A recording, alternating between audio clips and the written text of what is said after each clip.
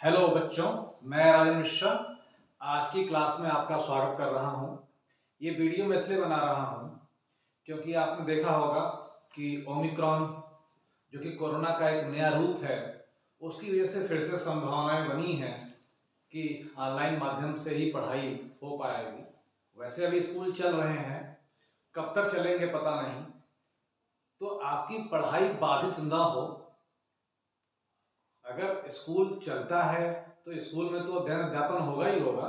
इसके अलावा आपको ऑनलाइन माध्यम से भी मैं ये कोशिश करूंगा कि आपको और ज़्यादा एजुकेट किया जाए, आपको सपोर्ट किया जाए। आप कदापि ये न माने कि एग्ज़ाम इस बार भी नहीं होंगे और आप प्रमोट होंगे, परीक्षाएं होंगी और पूरी तरीके से आप तैयार रहिए। तो शुरू करते हैं।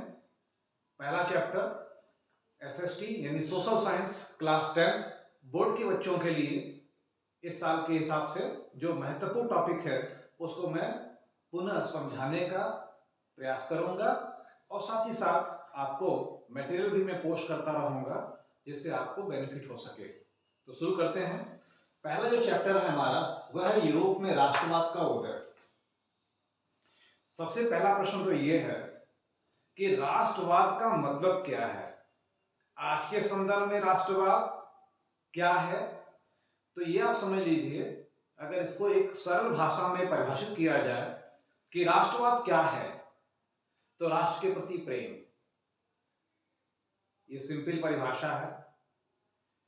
Feelings towards our nation is nationalism. For example, आप हमारे देश का ले लो, पूरब, पश्चिम, उत्तर, दक्षिण। हम भारत के किसी भी हिस्से में अगर रहते हैं और अगर हमारे देश के किसी भी हिस्से में कोई समस्या आती है तो उस समस्या से हम भी दुखी होते हैं, चाहे हम जहां भी रहते हैं। क्यों दुखी होते हैं? क्योंकि हमारे अंदर राष्ट्रवाद है और हम अपने राष्ट्र से प्रेम करते हैं। संपूर्ण भारतवर्ष की जो सीमाएं हैं, उन सीमाओं पर अगर किसी प्रकार की कोई समस्या आती है तो हर एक भारतवासी जिसके हृदय में अपने राष्ट्र को लेकर प्रेम है, निश्चित रूप से वो दुखी होता है और उसकी भावनाएं आहत होती हैं। तो ये जो भावना है राष्ट्र के प्रति, इसी को हम कहते हैं राष्ट्रवाद। अच्छा, ये आधुनिक राष्ट्रवाद की परिभाषा है। अगर आप पहले मध्यकाल में जाइए या प्राचीन काल में जाइए तो राष्ट्रवाद इस रूप में नहीं था। वहां पर राष्ट्रवाद क्या होता था? अपने राज्य और अपने राजा के प्रति समर्पण, वही उनका राष्ट्रवाद था। लेकिन आधुनिक अर्थों में, आधुनिक समय में अब राष्ट्रवाद क्या है कि पूरे देश को लेकर हमारे अंदर एक ऐसी फीलिंग कि हमारा देश पूरी तरीके से सुरक्षित रहे, तरक्की करे और आगे बढ़े। तो ये जो भावना है, इसी को हम राष्ट्रवाद कहते हैं। तो इस चैप्टर में इसी को समझाने की कोशिश की गई है। हालांकि ये चैप्टर भारत के संदर्भ में नहीं है, यूरोप के संदर्भ में है। तो हम यूरोप में राष्ट्रवाद को देखेंगे। तो पहला टॉपिक इसका यही है कि यूरोप में राष्ट्रवाद है क्या। उसके बाद इस चैप्टर में फ्रांसीसी क्रांति के बारे में बताया गया है। अच्छा, फ्रांसीसी क्रांति के बारे में क्यों बताया गया है? क्योंकि फ्रांसीसी क्रांति जो है यूरोप में राष्ट्रवाद की पहली अभिव्यक्ति मानी जाती है। यानी ये माना जाता है यहीं से यूरोप में राष्ट्रवाद की शुरुआत हुई आधुनिक अर्थों में। और यूरोप के जो देश थे बहुराष्ट्रीय राजवंशों के स्थान पर, साम्राज्यों के स्थान पर राष्ट्र के रूप में स्थापित हुए। क्या मतलब है इसका? इसका मतलब ये है कि यूरोप के जो देश थे ये एक राष्ट्र के रूप में नहीं थे। फॉर एग्जाम्पल, अगर आप जर्मनी को ले लीजिए, इटली को ले लीजिए, तो अनेक टुकड़ों में ये बटे हुए थे और इन पर अलग अलग राजवंशों का या अलग अलग साम्राज्यों का अधिकार था। तो इस चीज से निकलकर एक संयुक्त इटली या संयुक्त जर्मनी का जो निर्माण है, ये आधुनिक यूरोपीय राष्ट्रवाद का परिणाम था। तो इसके लिए इटली और जर्मनी का एकीकरण कैसे हुआ, तो मैं इसको अलग वीडियो में आपको बना के बताऊंगा डिटेल में। वैसे इटली का मैंने अपलोड कर दिया है, आपके क्लास में मैंने डाल दिया है, उसको देख लीजिएगा। जर्मनी का मैं कल डालूंगा कि जर्मनी का एकीकरण कैसे हुआ। तो अभी जो हम पढ़ने जा रहे हैं, तो पहला टॉपिक हमारा हो गया कि यूरोप में राष्ट्रवाद है क्या। या राष्ट्रवाद है क्या, या राष्ट्रवाद का मतलब क्या है। अभी जो हम देखने जा रहे हैं वह है फ्रांसीसी क्रांति के बारे में कि ये क्रांति क्यों हुई, इस क्रांति का कारण क्या था और इस क्रांति का महत्व क्या है। देखिए, फ्रांसीसी क्रांति के बारे में कहा गया है, ये क्रांति कब हुई, तो 1789 में हुई, 1789 में हुई है ये क्रांति, फ्रांस में हुई। क्रांति क्यों हुई और इसका इंपॉर्टेंस क्या है, इस क्रांति के बारे में कहा गया है कि ये जो क्रांति थी, it was the mother of all revolution, सभी क्रांतियों की जननी माना गया है इस क्रांति को। और यूरोप में जो आधुनिक राष्ट्रवाद की जो अभिव्यक्ति हुई वो इसी क्रांति से इसकी शुरुआत मानी जाती है। ये क्रांति क्यों हुई, तो इसके पीछे अनेक कारण हैं। सबसे पहला जो कारण है वह है फ्रांस में निरंकुश राजतंत्र, एक ऐसी शासन व्यवस्था थी फ्रांस में कि राजा कहता है कि जो मैं कहता हूं वही कानून है। लुई 14 फ्रांस के शासक का स्टेटमेंट है ये कि चूंकि मैं ये कहता हूं इसलिए यही कानून है। लुई 14 हो, लुई 15 हो या लुई 16, लुई जो है ये फ्रांस के शासकों की उपाधि हुआ करती थी। क्रांति जो हुई है वो लुई 16 के समय में हुई है। क्रांति की जो कंडीशन बननी शुरू हुई है वो लुई 14 के समय बननी शुरू हुई है। तो फ्रांस में निरंकुश राजतंत्र था, यानी राजा के ऊपर किसी प्रकार का कोई अंकुश या नियंत्रण नहीं था, उसका मनमाना आचरण था, जनता की समस्याओं से उसका कोई सरोकार नहीं था, कोई लेना देना नहीं था, न ही उसकी कोई रुचि थी, वो अपने भोग विलास में डूबा रहने वाला व्यक्ति था। इसके अलावा अगर आप देखेंगे तो फ्रांस का जो समाज था वो बटा हुआ था। इसमें समाज में दो तीन वर्ग थे। एक तो वर्ग है आपका फ्रांस के समाज में कि जिसके पास सारी सुविधाएं हैं, जैसे सामंत वर्ग, पादरी वर्ग, और दूसरी तरफ है जनसामान्य जो हर प्रकार की सुविधाओं और संसाधनों से वंचित था।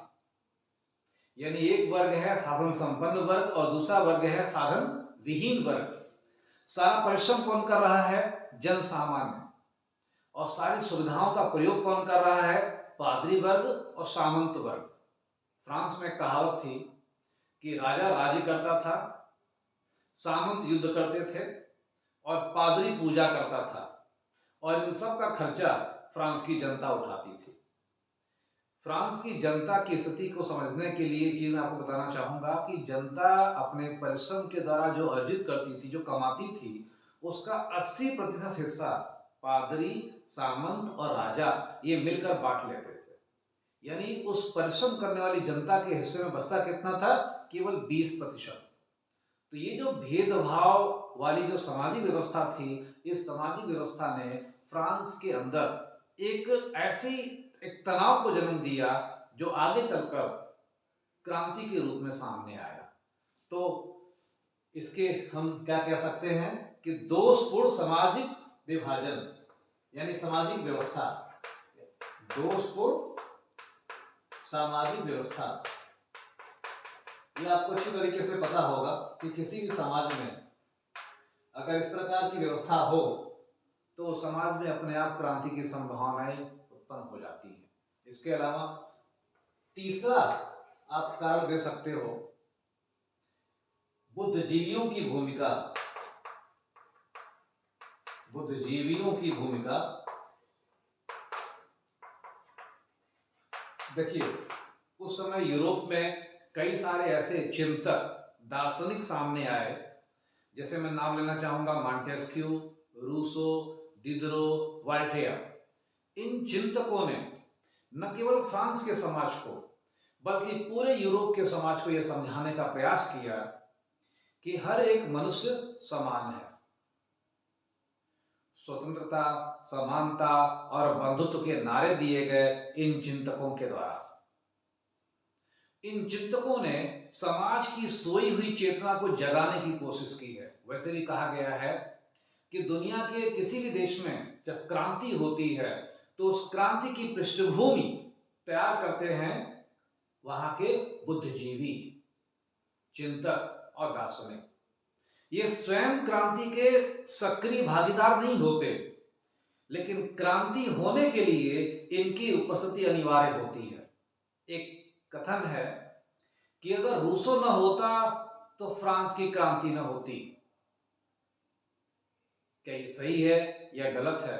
अगर इसको हम देखें तो निश्चित रूप से इन दार्शनिकों ने महत्वपूर्ण भूमिका निभाई फ्रांस के समाज को जगाने के लिए। और जब समाज जागता है तो अपने ऊपर होने वाले अत्याचारों का निश्चित रूप से विरोध करता है, और फ्रांस में ऐसा हुआ।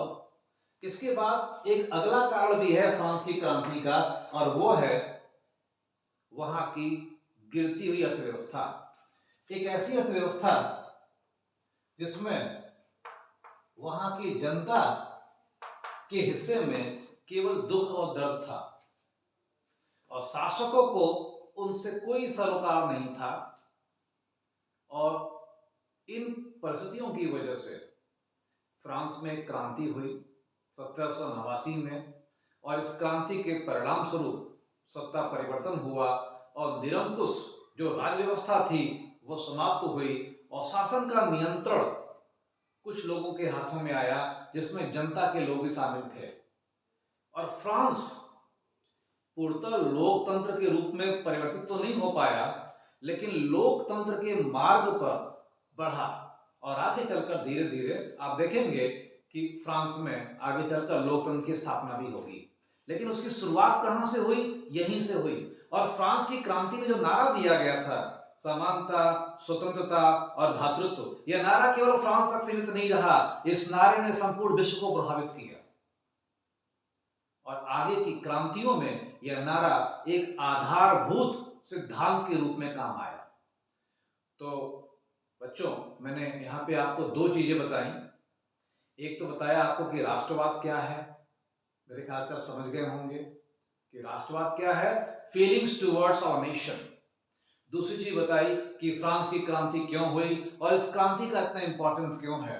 तो क्रांति क्यों हुई? तो क्रांति इसलिए हुई क्योंकि वहां पे निरंकुश राष्ट्रतंत्र था, दोषपूर्ण सामाजिक व्यवस्था थी, बुद्धिजीवियों ने सक्रिय भूमिका निभाई, और अर्थव्यवस्था जो है काफी जटिल स्थिति में थी, जिसमें जनता हर प्रकार की समस्याओं का सामना कर रही थी, और शासन व्यवस्था वहां की उनके समाधान के लिए कोई प्रयास नहीं कर रही थी।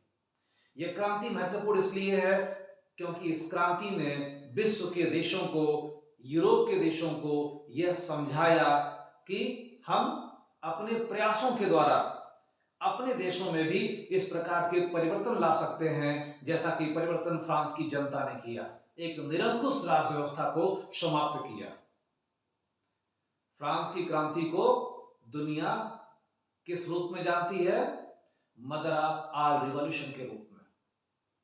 तो आज का ये लेक्चर मैं यहीं पे समाप्त करता हूं।